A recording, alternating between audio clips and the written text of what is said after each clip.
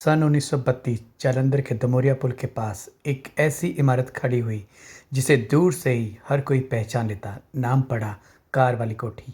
यह कोई आम कोठी नहीं थी। इसकी छत पर बनी शेवरले कार का मॉडल ही इसका ड्राइंग रूम हुआ करता था। जब उस जमाने में असली कार सिर्फ ख्वाबों में हुआ करती थी, तब कोठी की छत पर खड़ी यह कार शहर की शान, पहचान और चर्चा का केंद्र बन गई। कोठी रेलवे के ठेकेदार रुलिया राम कपूर ने बनाई थी। 1955 तक यह काले रंग से बनी हुई थी और 1970 में इसका रंग गुलाबी कर दिया गया। कांच की खिड़कियां, रात को जगमगाती हेडलाइटें, मानो कोठी खुद कहती हो, देखो मैं सिर्फ ईंट पत्थर नहीं, मैं उस जमाने की दौड़ती धड़कन हूँ। दौर के बच्चे स्कूल कॉलेज जाते हुए हर हफ्ते इस नज़र भर कर देखते थे। रेल की खिड़कियों से सफ़र करते यात्री कार वाली कोठी को देख हैरत में मुस्कुराए बिना नहीं रह पाते थे। कोठी के ऊपर 6 कमरे और नीचे भी 6 कमरे हुआ करते थे। समय आगे बढ़ा।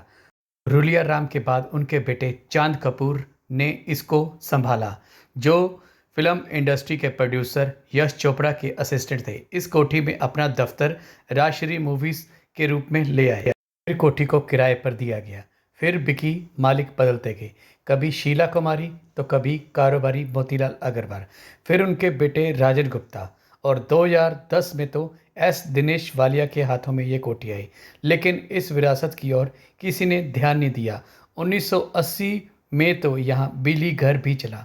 हर दौर ने अपनी छाप छोड़ी, हर बदलता दौर इस कोठी ने देखा, पर कोठी की रौनक धीरे धीरे ढलती चली गई। आज इस कोठी को 95 साल हो चुके हैं। ईंटें झड़ रही हैं, रंग फीका पड़ चुका है। छत पर खड़ी वो कार जिसने कभी शहर को हैरत और गर्व से भर दिया था, अब खामोश खड़ी है, जैसे अपने ही अतीत की गवाही दे रही हो। शहर के वे लोग जो इसे देखकर बड़े हुए, आज रुक कर इसे देखते हैं, आंखों में नमी लिए पूछते हैं, क्या सचमुच कार वाली कोठी का इतिहास भी मलबे के नीचे दब जाएगा? उम्मीद की किरण आज भी उनके भीतर जल रही है कि काश ये पुरानी शान फिर से खड़ी हो जाए। अगर आप कभी जलंधर आए तो दमोरिया पुल के पास इस ऐतिहासिक कोठी को जरूर देखें, क्योंकि ये सिर्फ एक इमारत नहीं, ये कहानी है, एक याद है और जलंधर की पहचान है।